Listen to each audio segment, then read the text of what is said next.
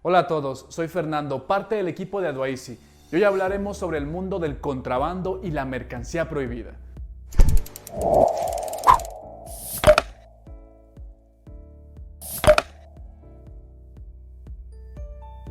Todos sabemos que las leyes son fundamentales para mantener el orden en cualquier sociedad, pero siempre hay quienes intentan esquivarlas. Y ese es el caso del contrabando. Pero, ¿qué es exactamente la mercancía prohibida? Bueno, definirla puede ser un poco espinoso, ya que cada país tiene sus propias reglas.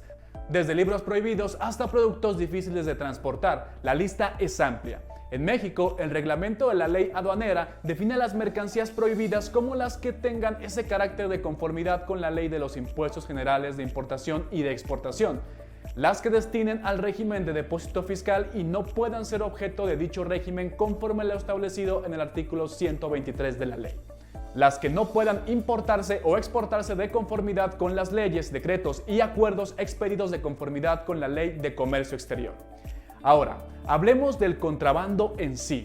El contrabando es totalmente ilegal y se da cuando se omiten las leyes para introducir mercancías de forma no regulada y prohibida. Pero, ¿cuándo consideramos que estamos frente a un caso de contrabando? Esta se origina cuando se evaden impuestos, se omiten permisos especiales, se utiliza una ruta no autorizada, la mercancía es ingresada al país sin documentos de su legal estancia o por una persona no autorizada para hacerlo, se utilizan documentos falsos e incluso cuando la mercancía es simplemente ilegal. Es un juego arriesgado y definitivamente no es algo que quieras experimentar. Las mercancías prohibidas en México. Bien. De acuerdo a las características de riesgos a la salud, a la vida y a la seguridad, dentro de las mercancías prohibidas para el gobierno de México se encuentran las siguientes, anótalo bien. Peces vivos catalogados como depredadores de cualquier tipo y tamaño.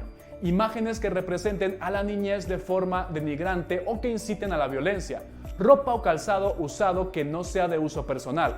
Productos falsificados como medicamentos, sustancias estupefacientes, drogas.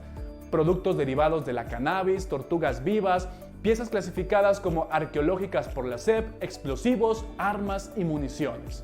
¿Y cuáles son las consecuencias legales por hacer operaciones con mercancías prohibidas?